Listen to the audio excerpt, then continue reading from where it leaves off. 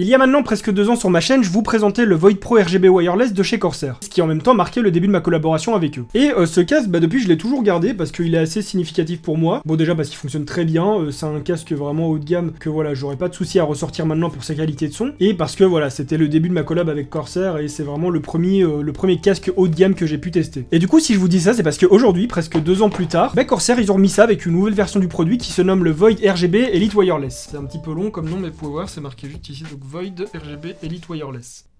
Tu peux pas juste suivre une ligne en fait, tu peux pas faire comme ça. Voilà, là tu réussis. C'est vraiment incroyable, hein. Y a rien qui fonctionne chez moi. Et donc ce casque, moi je l'ai déjà ouvert, je l'ai déjà mis sur ma tête, je l'ai déjà un petit peu touché dans tous les sens, mais je ne l'ai pas encore vraiment essayé. Donc ce qu'on va faire, c'est qu'on va le découvrir ensemble. Et ce qui est cool aussi, c'est que dans cette vidéo, je vais vous dire comment le gagner. On sort la belle bête. Au niveau de la présentation de l'esthétique, c'est exactement le même, sauf que celui-ci c'est le modèle blanc et noir. Or là j'avais le modèle complètement noir. Et je dois dire que celui-ci, je le trouve quand même plutôt sexy. Je pense que s'il avait été full blanc, j'aurais pas trop aimé, mais là ce petit mélange noir et blanc, c'est plutôt sexy. Donc dans la forme, dans l'esthétique, il est très similaire, voire identique. Les boutons sont disposés au même endroit, la forme de l'arceau, les petites coulisses ici qui sont ajustables, elles sont graduées sur 8 paliers. Sur l'arceau, on va retrouver ici une petite mousse pour le confort, qui est d'ailleurs très confort, enfin du moins sur la version Pro ça l'était, et j'ai l'impression que c'est la même chose vraiment, donc ça doit l'être aussi. Et pareil pour les oreillettes, les coussinets qui sont également en mousse, qui m'ont l'air très confortables. On va essayer ça tout de suite. Et ouais, c'est exactement pareil, j'ai vraiment l'impression d'avoir le Void Pro sur la tête. Donc ça c'est un bon point parce qu'il me plaisait beaucoup au niveau de son poids, au niveau de son confort, vraiment de son ergonomie, j'avais vraiment rien à lui reprocher. Et avec son fourni du coup, le manuel d'instruction comme d'habitude, un câble USB mini vers USB pour la recharge, et le petit récepteur pour le sans fil qui est également USB. L'ancienne version sur le Void Pro, il était jaune, ici il est gris, c'est pas trop mal non plus. Mais j'ai pas encore fait de test de performance, donc ça c'est ce qu'on va faire maintenant. Du coup au niveau de la qualité du son, il était vraiment top, j'avais vraiment rien à lui dire, c'était peut-être pas le son le plus pro que j'ai jamais entendu, mais en tout cas c'était un très bon son. Il y avait le Surround 7.1 en plus qui était activable, je pense que ici aussi. D'après ce que j'ai lu, le sans fil, le wireless, il est beaucoup plus stable sur celui-ci. Et la seule chose où j'aimerais bien voir une amélioration, c'est au niveau du micro. Parce que bon, le micro dans l'autre, c'était audible, tout ce que vous voulez, mais ça faisait un petit peu commandant de bord en fait. Et il y a des gens que ça dérange pas. Moi en soi, ça me dérangeait pas plus que ça parce que pour mon utilisation, ça me servait à rien. Moi, c'était surtout le casque pour son ergonomie et son son qui m'intéressait, étant donné que j'ai mon micro. Donc au final, le micro, je m'en servais pas tellement. Mais pour quelqu'un qui veut aussi avoir le micro, c'est quand même quelque chose d'important. Donc ça, on va voir s'ils l'ont fait évoluer. On va aller dans Corsair Utility Engine. J'ai failli avoir une crise cardiaque, le son est super fort. Alors, je m'entends plutôt bien, je sais pas si le son est bien mieux parce que c'est difficile. Là pour l'instant je suis toujours sur ce micro, hein. Vous méprenez pas, je n'ai pas changé, je n'ai pas encore switch sur celui-ci. Ce que je vais faire, c'est que je vais faire un test d'enregistrement parce que je peux pas vraiment vous dire si c'est mieux ou non vu que je m'entends directement. J'ai un petit peu ma voix d'intérieur qui parasite le... Bah oui, ma voix intérieure, enfin une des voix. Mais maintenant je vous jure ça va mieux, hein. Avant on était 6 ou 7, maintenant on est plus que 4. Alors la première chose que je vais faire d'abord, c'est d'écouter un petit peu de son en 2 spi.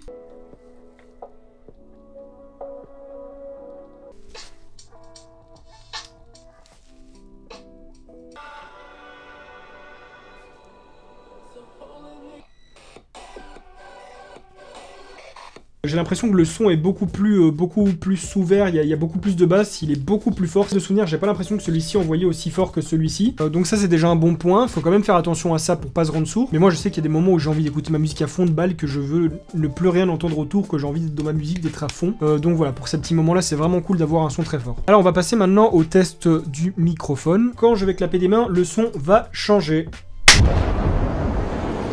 Ok, donc là vous m'entendez avec ce micro-ci, je ne sais présentement pas ce que ça va donner, je sais pas d'ores et déjà vous dire si la qualité sera bonne, je vais l'écouter juste après, mais en tout cas voilà. Là on est actuellement sur celui-ci, on n'est pas sur le micro qui se trouve juste là, hein. Après j'imagine que ça doit quand même faire très micro commandant de bord, voilà, on a l'impression qu'on parle un petit peu du nez. C'est quelque chose que je reprochais un petit peu sur l'autre Void, le Pro. Après, est-ce que sur celui-ci ils l'ont amélioré, je ne sais pas, on va voir tout de suite. Enfin vous l'avez sûrement déjà vu, mais moi je vais l'écouter maintenant.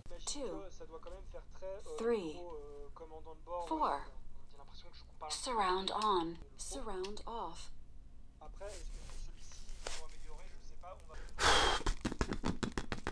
Alors, je suis un petit peu mitigé parce que j'ai l'impression que le son est bon, mais je pense que vous l'avez entendu, il y a une réduction de bruit dessus qui vient étouffer le son, qui vraiment vient le compresser. C'est dommage, je sais pas s'il y a possibilité de l'activer ou non, la désactiver. Voici un test de microphone branché en USB Ouais, il y a ce traitement audio là-dessus, cette réduction de bruit qui est par défaut, je sais pas s'ils ont l'intention de faire une petite mise à jour ou quoi, où on pourrait l'activer ou le désactiver directement sur iQOO. Mais en tout cas, cette réduction de bruit, c'est bien parce que du coup, on va pas entendre vos bruits de clavier, les bruits de ce qui se passe derrière vous et tout ça, c'est très bien. Mais du coup, bah, pour la qualité audio, c'est pas vraiment ouf. Après, ça dépend le contexte dans lequel on met ce casque, en fait, ce microphone. Par exemple, pour quelqu'un comme moi qui fait de la vidéo, bah, c'est normal que la qualité de son ne correspondrait pas à mes attentes pour de la vidéo. Et c'est clairement pas avec un casque comme ceci qu'on enregistre le son pour une vidéo. Je veux dire, certes, à une époque, il y en a qui mettaient leur casque comme ça, ils mettaient le micro comme ça, et voilà, ils faisaient leur vidéo, ils parlaient comme ça. Bon, déjà, c'est dégueulasse, ça ressemble absolument à rien, mais avant, ça fonctionnait bien, et il n'y avait pas tous ces bras et toute cette facilité pour les micros. Maintenant, on l'a, donc, c'est plus ou moins normal d'utiliser ce genre de micro pour les vidéos. Mais du coup, pour l'utilisation en jeu, là, c'est complètement différent, que ce soit en jeu ou sur Discord. Parce que l'intérêt à ce moment-là, c'est pas d'avoir le son le plus clean, le plus beau, qui sonne le plus grave, avec le moins...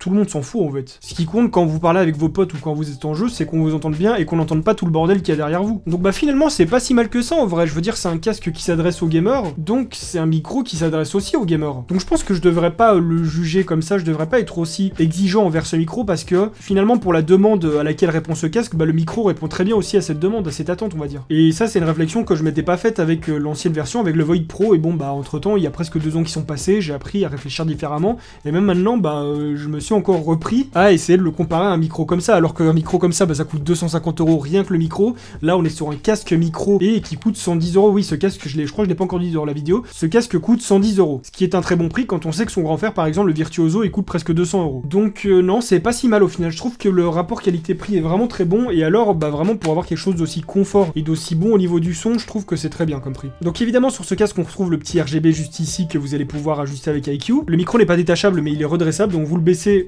Il s'active, vous le montez, il se désactive. Et vous pouvez également le faire via le bouton qui se trouve juste ici. Vous avez le bouton power sur lequel il faut rester appuyé pour l'allumer ou l'éteindre. Ici la petite molette pour augmenter ou diminuer le son. Et également qui va vous permettre de changer les profils du casque. Donc je crois qu'il y a 5 profils qui sont intégrés. Ok, donc c'est bien ce que je pensais, il y a 5 profils. Et vous pouvez également activer ou désactiver le surround en restant appuyé.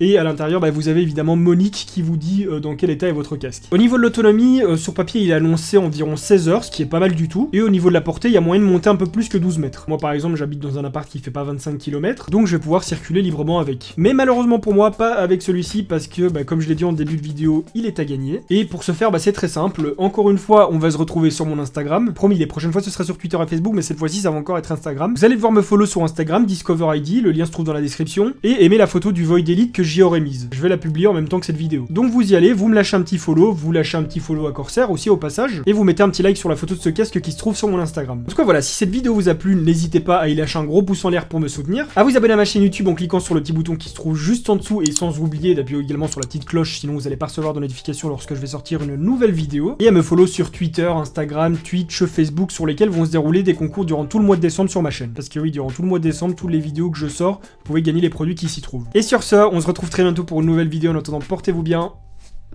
Bye les gens.